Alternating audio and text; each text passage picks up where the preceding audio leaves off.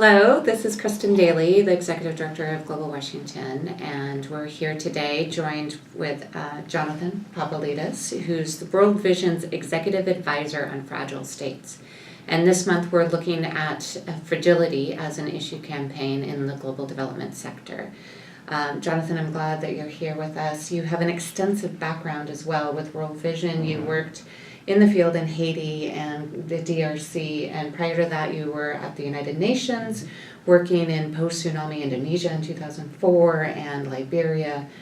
So you have seen what it looks like on the ground for these contexts within fragile states. So thank you for being here today. My pleasure. Thanks for having me. So first, fragile states is kind of a wonky global development term. So I'd really like for us to unpack that a little bit and understand what it means when you say fragile states, or now I think more commonly people talk about fragility. Can you explain that a little more?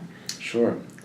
So there's no consensus definition about fragility, in part because it comes from different fields and sectors, and they've all kind of coalesced around this term. But security folks talk about it in one way, and development talk about it in a different way, governance specialists. Now, the term I like the most around fragility comes from the Organization for Economic Cooperation and Development, the OECD. It's a rather recent term for them, the last few years, and they say that fragility is the combination of high risks and insufficient coping capacities to manage those risks from the state, from systems, and from communities. Now, their definition falls within a broader framework, a fragility framework that they have. And they look at these ratios of high risks and insufficient coping capacities along 5 dimensions: political, economic, societal, environmental, and security. Okay. And this has 2 really great effects. The one is it destigmatizes the term fragility a little bit. In the past, a fragile state meant a basket case from soup to nuts. And there was a stigma associated with, if you're a fragile state, if you're a fragile context, then you're just dealing with everything's wrong. But looking at fragility in these dimensions, you can begin to look at what exactly is fragile in a specific place and what's not, for example. So in this fragility framework that the OECD has, you can look at Syria and you can look at Bangladesh. And you can see obviously that Syria has a higher security fragility than Bangladesh, a higher societal fragility. But Bangladesh has a higher environmental and economic fragility, perhaps surprisingly, than Syria. And so it helps to orient decision makers and practitioners around the actual conditions on the ground. And it's still an experimental framework that the OECD has. I was on the advisory board this year for the report that they did and got a chance to sort of kick the tires on the framework. But what it does is it allows you then to say, we see this combination of different dimensions of fragility in a certain context, let's go and explore further. So it gives you sort of a quantitative overview for then to go and do more quantitative or qualitative work to really understand the puzzle of fragility. So it's not just the violence within a region, and we're not talking about just places like Syria or Yemen. It's other countries. How many countries are designated as fragile or in this fragility framework? So the OECD lists 58 countries that are fragile along all those dimensions. So high risks and insufficient capacities to manage them across the political, social, economic, environmental, security spectrum. Within that, it's not all reducible to conflict. And I think that's a major point as well. In fact, in the OECD's report this year, they talked about the chronic fragile contexts. So a context that has been on every single OECD list since 10 years ago, since the beginning. And it found 27 of those countries, 19 of which had not experienced a major conflict in that time. And it's not to say there's not conflict and security and violence issues in these countries, as there are many. But it is to say that's not the thing you're trying to solve for primarily. It's one important ingredient, but you're having to look at other things now as well. They're all intertwined. Climate, extreme weather, disasters, extreme poverty, etc. The DRC is a great example. So you have Eastern Congo that's had a very long protracted conflict, and you have pockets of conflict in other parts of the country. But as a whole, there's just a massive amount of extreme poverty in the country. It's the world's highest or second highest poverty rate, around 86%. Mm. That's also a result of fragility, Mm-hmm. because you have broken institutions, you have structural exclusion, and it doesn't lead necessarily to conflict, it just leads to destitution. Mm. And so you've got to look at that as well, especially when you see that around 85% of the world's extreme poor are estimated to be in fragile contexts by 2030. That's the latest ODI estimate. Mm-hmm. So solving the conflict spots of the world will not solve that bigger mega trend. Right. So we have to look at a lot more of the interconnectedness of different parts of fragility, as you said. Right. Right. No, that's good context. So if you think about these regions of the world, and a lot of people think that these problems might be too complex to solve. But now there's a lot of work being done that you're a part of, that you're leading in the issues around resiliency. How do we build resiliency, and we as a global community, not just in the Western world, how do we build resiliency so that there is the ability to meet these high-risk situations, whether it be natural disasters or famine? Can you talk about what it means to build resiliency? Because that's another kind of a term that might not be well defined. Right, and it's actually multiply defined as well as fragility. Yeah. And so traditionally, if you were talking about resilience, you would be talking about disaster risk reduction, or food security, or climate adaptation. Okay. So very sectored, specific types of resilience, and oftentimes not connected. Now, you see in fragile states this perfect storms happening of extreme poverty, the highest vulnerability to disasters and climate change. You see the highest concentrations of conflict. So these are all risks that are interacting and that go way beyond any specific sector response. So the concept of resilience has sort of grown in the fragility community to apply as a more comprehensive term than it's been traditionally been framed as. And so you get this bigger definition of fragility coming out of fragility, which is talking about the identification of complex interacting risks and what their root causes are. And then how do you build capacities in the formal and the informal sectors of these countries and in regions to address them. Now, mounting evidence has shown that there's a driver of resilience in these places, and it's called social capital. It's extremely important to be talking about social capital now, as many others, multilaterals and development agencies, are now talking a lot more about human capital. So human capital is about investing in people's health and well-being and productive capacities, their skills, their livelihoods, prospects. Social capital is essentially the networks and norms for cooperation and reciprocity and trust. And you can imagine that in fragile places, when there's lots of different crises interacting and there's a need to respond, you need to have these networks and norms in place, because homes, households, communities, governments, they can't do it themselves. Right. So social capital is actually a technical term, and it has three parts to it. The first part is bonding. So bonding is a look at how you help communities that are already self-bounded, they share a worldview, language, customs, etc. How do you help empower them with resilience principles and tools and assets so that they can better share assets, they provide psychosocial support, they know what to do for early warning when a certain waterline is reached in a country, it's time to sell the cattle for assets because a drought might be coming. So you can build, once you get more cohesion and cooperation in a community, you can then introduce more of the resilience principles and approach because there's more collective action. Right. The second aspect of social capital is called bridging. And it's looking at how do you reach across communities that are disconnected from each other by geography or perhaps in conflict with each other.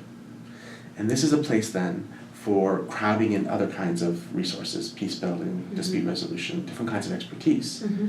And also looking at how do we widen, say, producer groups or other development programs in a way that when there is a crisis, you can pull in diverse capacities to help from wider health associations or producer groups to get the market going again, to better withstand, etc. So bonding and bridging. The third piece is by far the most overlooked in many cases, and it's called linking. And this is where you take the bonding and bridging, the community kind of grassroots interventions, and link them to government or other formal institutions. So you have better access to information, you have access to credit, damage from disaster, insurance. You have this kind of relationship happening, and it also provides an opportunity to sort of strengthen the social contract as well. Dialogue, where the state can become more responsive to citizens, you strengthen that bond. These are some of the big problems in fragile states. You've got divisions across groups that need bridging, and you have breaks in the social contract and exclusion that needs mending and linking.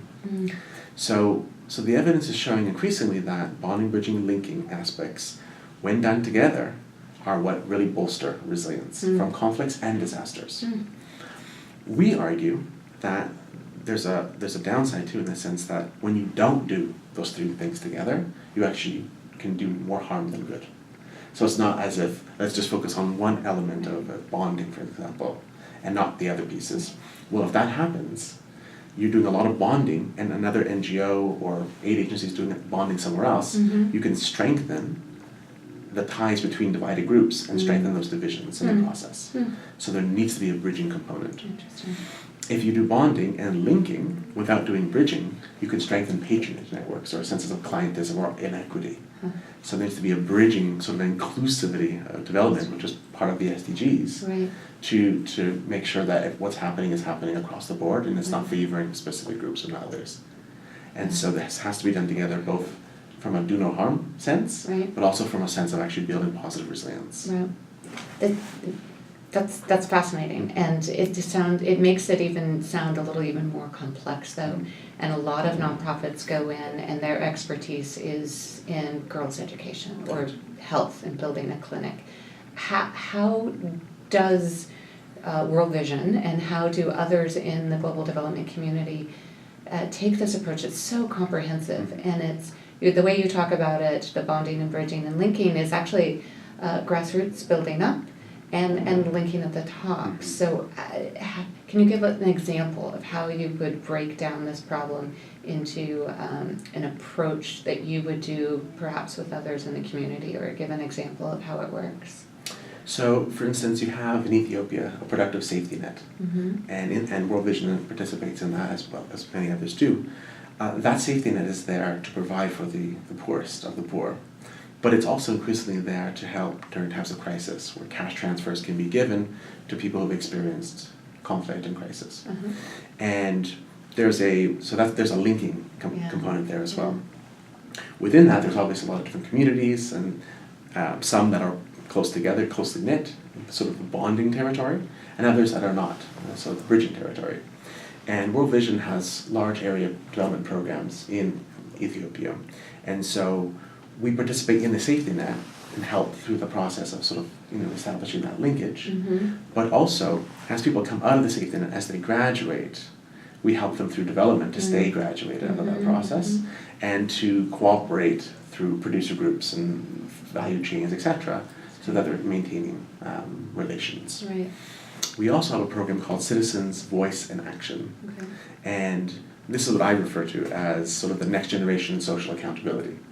So social accountability is an extremely important dimension of development, and it usually consists of a partner working with communities that use government services to do an audit of those. So what is promised by the government or the agency, and what is actually given. And from there, you can kind of get a sense of where the gaps are, and then empower those communities to find ways of dealing with it. Now, our program, CVA, deals with it by having structured dialogues that we facilitate between government and between these citizen service users. So it's not an activist kind of stance per se, where you give them the knowledge of entitlements and gaps, and they sort of go off and do their, whatever they need to do. And so that's a very legitimate and valid approach in several cases. But in the case that we're talking about, we try to bring a dialogue together and then co-create responses. And that's a version of linking as well. And for me, that's sort of the next generation, which I call sort of social contract strengthening through that social accountability process. So where you can layer CVA into these broader elements of resilience work, then you can strengthen components that are, as I mentioned before, typically not covered in the same way. The linking in particular seems to be missed a lot of the times. And so that's one way in which we work on these things. That's a great example. So the other thing I've read, you wrote a recent article in Brookings that really talked about how to scale this work and the importance of scaling, because as you said earlier, if you don't take a comprehensive approach, it can actually cause unintended consequences, and actually, as we're all trying to reach the Sustainable Development Goals, it can actually counteract some of the gains that we've all made towards the SDGs. So tell us more about scaling. That's a fascinating conversation around scaling. I serve on a community of practice that's about scaling development. It's led by a colleague of mine, Larry Cooley, and his colleague, Johannes Lim. And I chair a group on fragile states and scaling. So we have business and multilaterals and major donors and peer NGOs and several others, and we're all looking at these issues. What comes out really clearly, at least for me, and in this piece that Larry Cooley and I wrote, was right now in development, the main currency in which we do our work is the project. And when you look out into the landscape in, say, a fragile context, you see a sea of short-term, one-off, uncoordinated projects.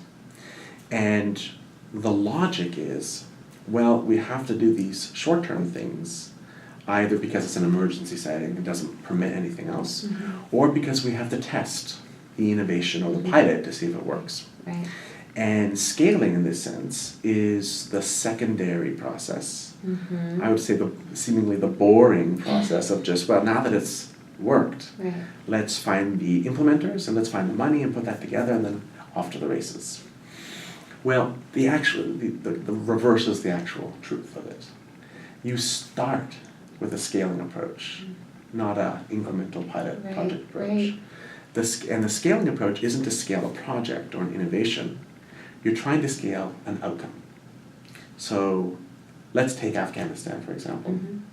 Afghanistan committed to, in the MDGs, to have infant and maternal mortality by 2015. That was their goal. And they looked at it and realized, the ministry wants this. The ministry has fought for this approach. There was a political kind of standoff at a moment where others in cabinet wanted more of a curative focus on health for Afghanistan, and Afghanistan really pushed for this big inclusive approach. And it realized it didn't have a lot of capacity. It was a sort of broken down ministry in several respects. And so it had the idea with partners that it would create a network of partners. It would procure them, NGOs, UN, and others, to be its operational arm. So the government, the Ministry of Health, set the priorities for maternal and child mortality, infant mortality, and it used the partners to extend its reach. So this was sort of a hybrid solution. It was the international capacity linked with the government, and the international partners then linked with communities as part of the DNA of community empowerment and co-creation. And so now you had this sort of ecosystem of international partners working with local partners and working with government to spread this out. Now you also have the donors coming together in a pooled fund. So, because otherwise it would be a very expensive undertaking for a single donor, they pooled their resources together around a fund just to power this initiative. And so now you had political will, you had an ecosystem of partners connected from the grassroots all the way through. In this case, the international was the missing middle, as you mentioned, between the top down and the bottom up. The ministry was being supported with how to do monitoring and metrics, etc. But they didn't start with a baseline. It was just so urgent, they started going in first. So one of those sort of sacred cows of starting with the baseline and going forward was also rubbed. You started and then you just kept going. You're just working with what you have. And Afghanistan met its MDG goal by 2015. It cut infant and maternal mortality. Probably one of the only places. Including in places that were with insurgents and active conflict. It found its ways. It moved. It's a fascinating story of how it did it. Now, what we ask in the article is how would you then use that huge network for primary health and make it do double time to also incorporate resilience principles, Right. which is exactly what you're doing in the food security space, Mm-hmm. in the climate space, and the disaster reduction, but you're not doing it necessarily at scale. Right. How would you use this huge consortium to then introduce concepts of disaster risk reduction? How would you introduce concepts of how to deal with drought, how to deal with conflict, how do you adapt, how do you get out of the way, where do you go, do you have social networks, etc. And in doing so, you would then create a resilience dividend using a scaling approach, of which then various partners came with their own projects. Yeah. And in which you had things like mobile money and M-Health, the surveillance system for health, being incorporated. And in this case, new innovations, new partners, new finances could all go into this existing pod. Right. But you weren't starting with one innovation like M-Health or Right. mobile money. And one organization. Or trying one to do it. organization. And as the situation changed on the ground, you could change partners because you had already created this mechanism. Right. So scaling provides what we call an organizing framework Yeah. for thinking through all the various elements you need to scale. If you keep the objective in your sights, in that If you center. keep that outcome, The outcome, right? yeah. So, do you have political authorization? Do you have social support? And are you empowering social actors? Yeah. Do you have foresight into the funding? You can start with humanitarian funding. Right. How do you bridge it? Scaling gives you a way of thinking about that and mobilizing collective action in ways that the project doesn't. So Right. we really need this revolution. Now what we argue is you need a triple bottom line. So you need a development outcome, but an outcome that can, the development outcome can also incorporate the humanitarian elements, which is where we're going now with the humanitarian development nexus. Right. But it also should incorporate another outcome, another bottom line, which is this resilience piece. And a third bottom line, which is, in say the case of Afghanistan or others, when you're working at that scale, how do you change patterns of cooperation and inclusion? Yeah. By default, that's what you're doing. Right. But are you being intentional about it? Are you being intentional about looking at resilience? And the answer is often no. So we need this much bigger kind of scaling approach to then do the incorporation of resilience, which we've seen happening in specific sectors, but it needs to happen across multiple sectors. So scaling is not a panacea, and not everything should be scaled because it's intensive and expensive. But when you pick a couple of major, maybe 2 or 3 major initiatives to scale, you can introduce resilience at a wide level across these places. That's the framework. That's a fantastic example. Actually, at Global Washington, we really do look at using networks and partnerships intentionally to scale work. Yes. And I've never heard it in this context as kind of a larger way to approach kind of country-led initiatives. But we work with that in Global Washington with our nonprofits here, and how to build network leadership, how to think about partnering for an outcome rather than having one nonprofit put their brand forward. So that's a great example that fits into the values of Global Washington as well. That's great. And what we say too is, in terms of networks, the ideas of social capital itself, it can only be done at scale, really. Right. Because you're working across wide communities, Right. you're bridging wide geographies Right. between inter-communities, and you're having to link between multiple levels of government. Right. You simply can't do that altogether Right. without a scaling approach. Right. And so that's been a key focus of us now. How do we advance that? Yeah.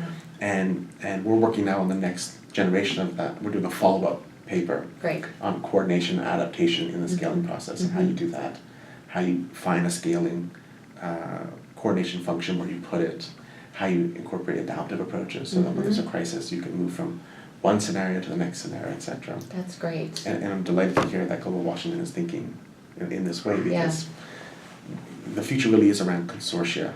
It is. We see that very clearly at World Vision as well. And we lead a consortia in Somalia called the Somali Resilience Program, SOMRA. It has 7 international partners and Great. lots of local partners, different business associations and farmer associations and others. And we're able to sort of scale solutions in the north, Puntland and Somaliland, but also in the more troubled South Central as well. So That's great. let's hope we keep moving collectively in this direction as an Exactly. industry. I have 2 more questions. One, could you talk a little bit more about the link between building resiliency, social capital? You've talked about this in lots of different contexts, but how does that make a region more resilient to natural disasters? So the first thing to note is the term natural disaster. some would say there's no such thing as a natural disaster. Amartya Sen's famous quip about all famines are political, right? So people are vulnerable in part because of exclusion. They're not getting social safety nets or protections or services. And so what does that tell you about the puzzle of fragility? So when you look at what you can be talking about as a fragility to resilience approach or assessment, you're trying to figure out what are those root cause issues that are creating vulnerabilities, and then how do you mobilize capacities to address those? And so the first step then is to see it in a much bigger sense. And we're seeing that now, which is great. We're seeing the EU have a strategy on strategic resilience that's looking at the whole of society and whole of state resilience, no longer the sectors. Yeah. We're seeing this by the African Development Bank has a new tool on fragility to resilience, a diagnostic tool. The UN will soon be piloting something on this. The World Bank is moving to these assessments. World Vision has a new global model we're building on fragility that has resilience as a sort of a top-line end goal. And so it's about looking at the complex political, economic, social, environmental, security interactions first, the complex risks, and how they create the conditions for a natural disaster. Interesting. And then you're looking at what are the tools that you can provide in the prevention space, in the crisis phase, and in the recovery phase. Okay. Now, interestingly, those quadrants constitute different communities in development. They're not all linked together. And Katie Peters at the Overseas Development Institute has talked a great deal. She has done great work on showing that the majority of disaster risk reduction financing bypasses fragile states altogether. Oh, really? It's not there. And so resilience has the opportunity to bring together the tools, the technologies, the practices of all these different disciplines under one banner. Right. And this includes the peace building. The International Peace Institute has a new body of work on sustaining peace and resilience, and it connects those two. The Pathways for Peace report that the World Bank did with the UN has a line in there that says resilience through sustainable development is the best means of prevention. Yeah. So it's about pulling those things together around risks and figuring out how do we use formal and informal capacities and how do we link them and bridge them together in ways that we're not used to because we're moving across different silos. You have one set of donors that work on clients, the governments. Right. Think of the banks, the multilateral banks. You have another set of donors and partners that work with just communities. So we're not doing the social capital piece. Right.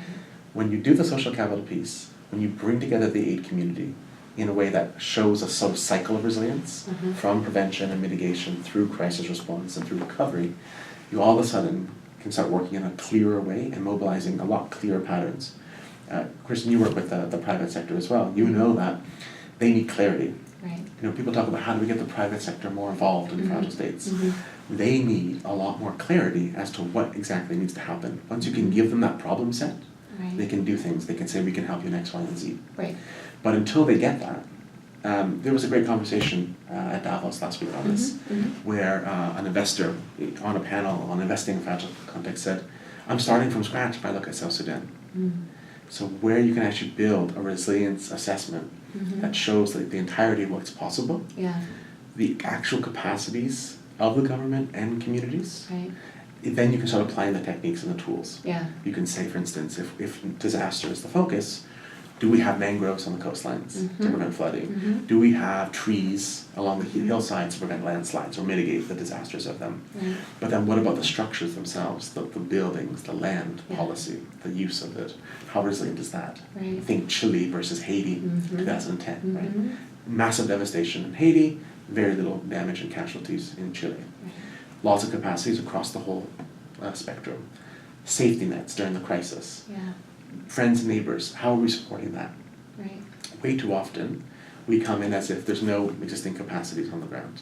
We kind of prefabricate and have international responses, right? That's this sort of localization is in a way sort of a backlash against this, right? Map the local capacities and then figure out how do those capacities help with the risks. And there's a great line in the Pathways report, for instance, that says the prevention of conflict will be in the hands of people for whom conflict isn't the main concern. You're pulling from farmers associations, education, parent-teacher associations. You're using all the available capacities. That's what social capital gets you into thinking as well. And so where we can do that work, more comprehensive assessments, crowding in more of the silos amongst ourselves, Right. but then mapping and empowering people, institutions, informal economies, and formal all together. And then that's a place that we can then incorporate technology, more actors like the private sector, more resources, etc. So once you have this resilience framework and it looks at very distinct indicators and outcomes that allows people to, like an on-ramp for Yes. people to come in at the appropriate time, appropriate intervention, or place that they want to build that resiliency. Precisely. That's fascinating. This has been such a good conversation. Last question for you.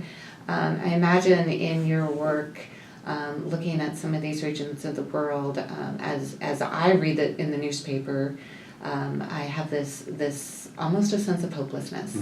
And can you talk about your work? Because as I run into people in this work, they are optimists in a lot of ways. So how are you seeing the next 10 years? Are you optimistic about moving forward, or what do you think for the future in your work? I think that if this is a default position question. It's sort of, do you see the glass as half empty or Right. half full? Yeah. It really depends on your motivation and what. But there's no real choice but to see sort of optimism. So I think we are learning. I think we are getting better. Extreme poverty has gone down in the world. Conflicts have gone down in the world. We've seen overall improvements, except in these fragile places where we're getting the net deficit. This is the center of the global development crisis. And sometimes we don't see that because the SDGs are universal. Right. They're trying to say we have interconnected problems and very little solutions. So they're trying to bridge that gap. Antonio Guterres, the UN Secretary General at Davos, said his core message to Davos was, our threats are integrated and we are increasingly fragmented. And so the unintended consequence of the universalization of the SDGs is that we don't see the core of the problem, which is now fragility. And so we've got to get a lot clearer about that, taking into account that there are things we can do. In the coming climate pieces, the extreme weather pieces, that themselves has major existential problems and threats, but it also has some real opportunities to change things. With solar and wind becoming a lot more affordable, how do you change the resource curse in some of these places? They're so dependent on oil. That dependency is going to go away because of global market demand. What do you then do with solar? What do you then do with wind? How do you then decentralize it so that communities have access to that? But you can also change some of the political economies in these countries. So I think we're awake to the problems, and we're also awake that there are solutions that we haven't fully wrapped ourselves around with, and we don't have the modalities, the paradigm for embracing them quite yet. So I think with scaling, with the idea of more country coordination between partners and governments and civil society, which we've been doing for the last 20 years, but nobody has been modeling this properly. So in a place like Haiti, you had a commission for bringing all the various partners together at different levels, and yet it had structural deficits. And nobody was centrally focused on fixing that. So how are we not only finding the new innovations, the new solutions, the new financing, but fundamentally looking at development cooperation as a whole and rethinking that entire industry. And a colleague of mine, George Ingram at Brookings, and I published a piece at Brookings in late November talking about this in-between period that we're in. The old paradigm of doing things in small projects, in linear, prefixed sort of solution ways, not adaptively, in discoordinated fashion, that's being seen as obsolete in fragile states. Fragile states are making them obsolete, those approaches. And yet we're not quite in the new paradigm yet. Adaptive, more coordinated, scalable, and looking at resilience as a whole, looking at the big picture. But I'm hopeful that we'll get there, and so we'll just keep at it. That's great. Well, I think with your leadership, you can take us into that new paradigm. So just one part of the whole, that I'm grateful to be doing this work. Thank you so much. Thank you. So this conversation has been part of our larger issue campaign on fragility. For those of you that want to know more about the issue, you can go to our website, GlobalWA, globalwa.org. We have an issue brief and another video of an event we've done recently. So thank you, Jonathan. My pleasure. Yeah. keep doing the good work. Thanks, and thanks for having a great campaign on this. Yeah. It's so important. Thanks for the leadership. Thank you. Thanks.